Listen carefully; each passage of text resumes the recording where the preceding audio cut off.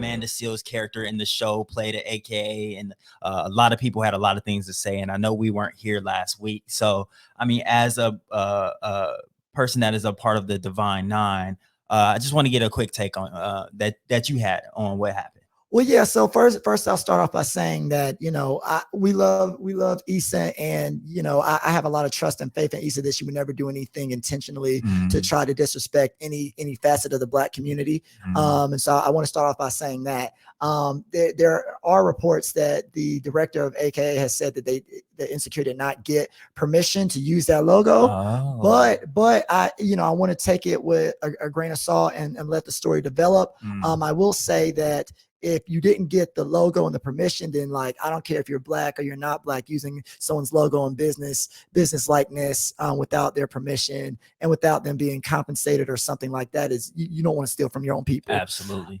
With that being said, I think that if I was a director or a producer, I would never use an actor or actress and put them in a real NPHC uniform or surround them with real NPHC Nelia unless they were a part of that organization. Okay. So throughout history, we've sort of seen different iterations of this. So I don't know if you remember the dad from Sister. Oh yeah, of course. But they had a Greek episode. He was wearing alpha stuff because he's an actual alpha in real life. Right. So examples like that, I think that those are very powerful. But what I will say is, for anyone who might not understand why some of the Greeks might be upset, and I'm not necessarily stomping around super upset about it, but as a producer, you never want to just throw a Black Greek letter organization, a real one, into your characters because you have something like this happening. I do want to say that Amanda Seales has been an AKA, Molly has been an AKA, and I'm talking about the characters, not the real people. Their character, Tiffany and Molly, have been AKA since season 1. It was very clear season 1. They had Nelia. If you go back and look,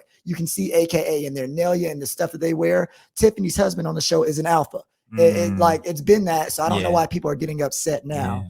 But with that being said, I think that there are a lot of ways to show Black Greek life without using real Black NPHC organizations. And I say that because when I saw Stomp the Yard, as someone who knew nothing about Black Greek life, I was still very interested in Greek life and the stepping and all the bells and whistles of the Black culture. Greek life. Yeah. Right. But I'm gonna be honest. I think that Tiffany, she does sort of fall into some of the stereotypes of AKA. You know what I'm saying? Easily. Right. And so an organization might have the right to say, hey, look, this character is being represented in this way. Thank God we got Molly to sort of balance that out. But I think an organization has the right to say how it wants to be represented. Because I think about School Days, right? Spike Lee is an Omega Psi Phi man. But imagine if you would have seen all the crazy stuff that his fraternity in the movie did, and you would have connected it with Omega Psi Phi. You know what I mean? Sense. It does make sense. So it's like, you see Spike Lee did it successfully with School Days. At least his main frats and sororities weren't actual NPHC organizations. Stomp the Yard folks did it successfully, right? Had a great movie that really showed and showcased Black Greek culture. And so it's possible. So I think it's just a tricky slope when you use real you use actors and actresses and you have them wear the real Nelia and they're not really a part of the organization in any facet. I think it's only a risk there. I don't see a lot of the benefit of doing it unless you show them in a perfect light. But even still, it's a tough thing.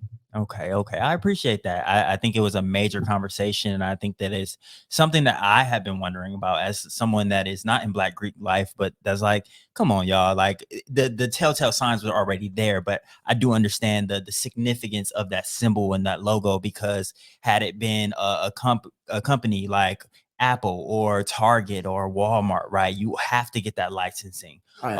I think about iCarly and how they used to have the pear, and it's like, we know that the pear is the Apple symbol, right? But you're not licensed to use that. So I think it comes with that same respect. When we think of Black community and Black organization, it should hold that same value and be set to that same standard, and you should go through that same protocol if you want to use it.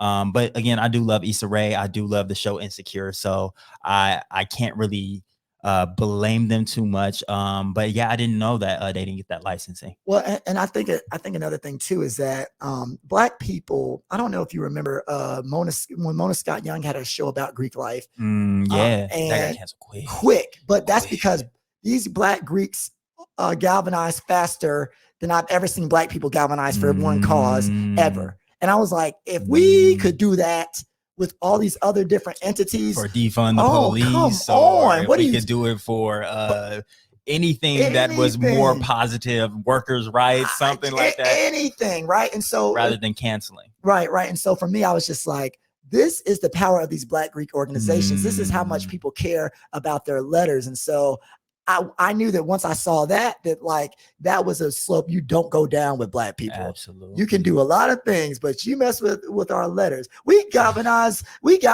for our letters faster than we did against R. Kelly. Oh, let that sink in. Let that sink in. That's tough. And I love my letters. Matter of fact, I just saw my chapter brothers a couple of weeks ago, and I love them. I came refreshed in my organizational commitment, but just think about that and the liberation of Black people. We can get a show canceled that fast, but we didn't want to get Flavor of Love canceled, and that thing was wild. Rough. It's tough, man. Well, yeah, I appreciate you sharing. I think that I want to hold that sentiment. I want our listeners to think about that as we move forward. We can move that quickly and that cohesively to cancel a show like that. Can we do that same thing when we're fighting for our rights in the street, right? We see that is the power of the Divine Nine organization. So we want them to keep that same energy when it comes to these fights and these struggles that we've been moving throughout the years. Right. But yeah, so real quick, my week was solid. I just want to shout out my urban scholars, the boys at Fremont, the boys at UMed, and the boys at Diamond Lee and Hawkins. I'm finally back in the classroom and it feels great. We set some community guidelines because they just have a lot of energy, but it's just crazy because I was talking to the teacher and what she was saying was that like she could tell that the students have been waiting for someone to kind of look up to in a way. Right. And Johnston and I, shout out to Johnston, he's my partner in crime when we come to the schools. We're 25, 26, so we're right around their same age, a little bit older, but like we're not as old as maybe a 40-year-old to them, right? So they can see themselves in us. And when we're talking about helping them find a purpose and talking about